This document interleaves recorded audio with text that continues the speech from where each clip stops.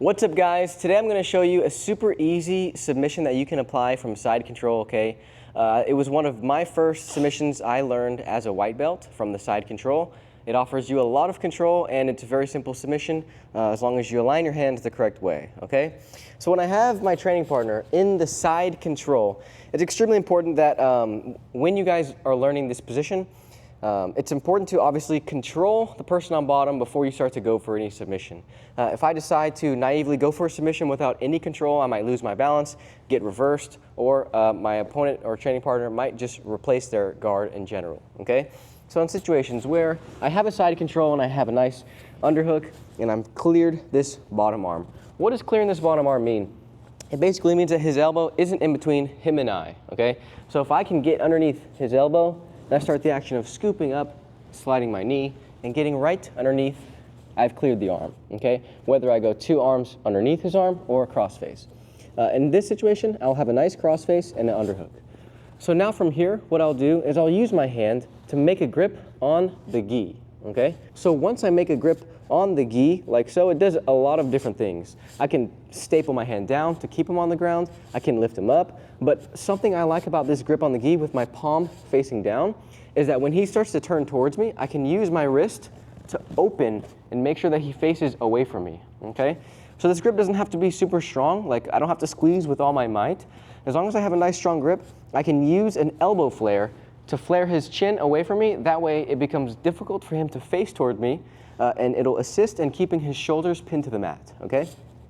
That's when I feel resistance. For example, I make this grip on the gi, palm down, I have an underhook, and I feel that he's facing towards me. I can just flare up in my wrist. So it really hinders that option for him to turn towards me.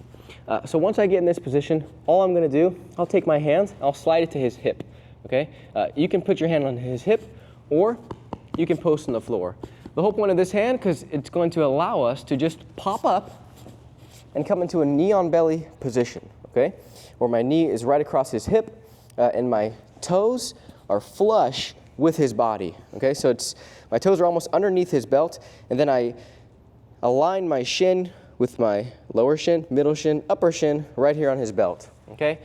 Just a quick detail on the knee on belly position. Make sure you have a nice base where your legs out wide, okay?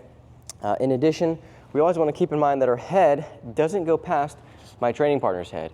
In situations where my head goes a bit too far, if my training partner starts to bridge in this direction, I might end up losing my balance, okay?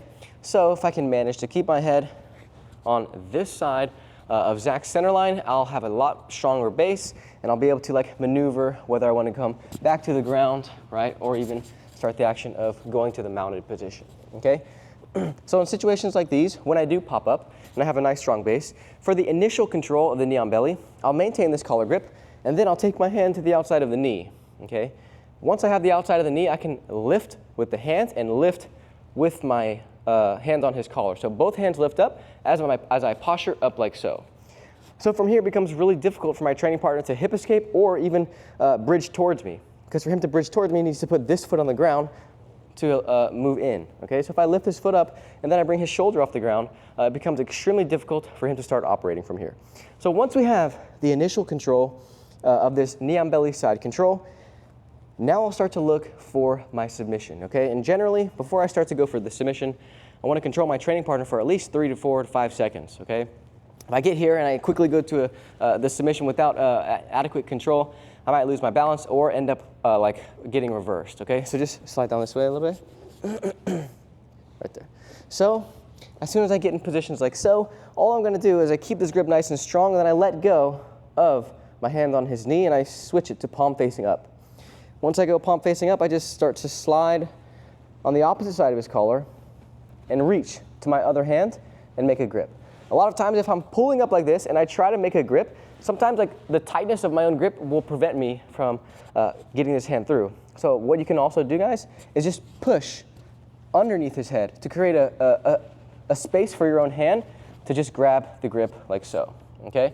Like I said, sometimes the gi will be pretty taut, where the gi is like tight like this, because I'm pulling.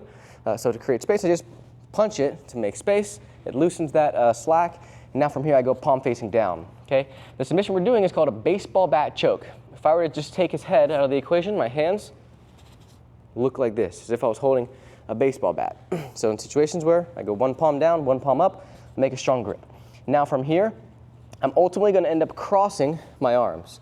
But the submission isn't with like a flare of the elbows. The submission is very similar to like a cross choke where I'm bringing my elbows inwards, okay? So I make this grip and now I have a nice strong baseball bat grip on the gi. So now from here, it's important that this knee on belly is now going to cross to crush and cover my training partner's arm like this. So not only am I holding a baseball bat, but I'm also doing a baseball slide, okay? So from here, I keep this grip nice and strong. My elbows start to come inwards towards me, and then now I want to go to the north-south position with my head going all the way to his far side hip.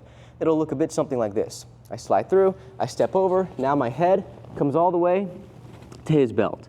And once my head comes to his belt, all I'm going to do is start the action of bringing my elbows towards my own rib cage, lifting his head off the mat, and I can bring my head forward towards his hip, okay? I don't really want to sprawl that much because it actually sprawls and separates the tension from my hands, okay? So once I get here, I almost want to do like a tripod.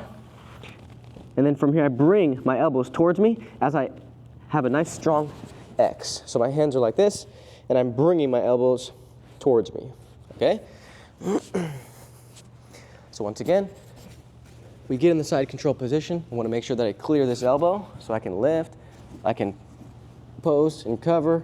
But in this situation, clear the elbow, slide, catch. From here, I'll go underneath the head, just pop up right here on a collar grip. Now you can use your hand on the floor or on his hip. I just post up and I hop up on my feet. From here, 1 foot away and my shin across his belt. From here, I want to establish really adequate control here, making sure my training partner doesn't off balance me or make me fall over. Now from here, I control and I switch to palm facing up. So now from here, I can reduce the slack if I'd like, if I need to. And I want to make sure that I pace my grip. If I go out all at once when I go to north-south and go as hard as I can, I might tire out my hands, especially if I do something wrong and I'm still squeezing, I'm going to tire out my grip, okay? So from here, all I'll do is keep my grip nice and strong, and I'll cover his arm, okay? The reason why I cover his arm is because if I don't, say his hand's here, and I continue to do the slice, he can keep his hand on his face, and now from here, he protects my arm from allowing me to strangle the other side of his neck, okay? When I cross his arm, now this left arm can actually go towards his neck as I just switch. Now once I switch, let me just lift my hip so you guys can see.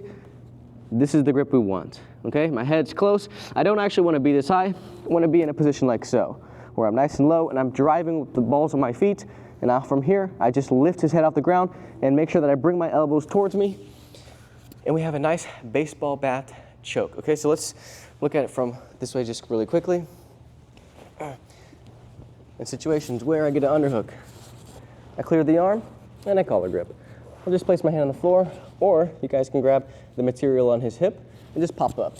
From here, we pop up, nice and tall, we have a nice control. Now I'll just make sure there's enough space for my hand to grab, strong grip, baseball slide through, north-south. From here, my head goes to his hip, I'm driving off the ball with my toes, lifting his head and using an X motion to finish as I'm just lifting my elbows, okay? So, try this submission out, guys. It is one of my first submissions that I learned as a white belt, okay? And just make sure that you establish adequate control before you jump the gun and go for any submission, okay? And this goes with side control mount, guard, okay? You always want to control your training partner or your opponent. Let me know if you like this submission. I have more submissions that you guys can apply to your game. Link in the description below. Super easy systems from no gi and also in the gi. Thanks so much, guys. Os.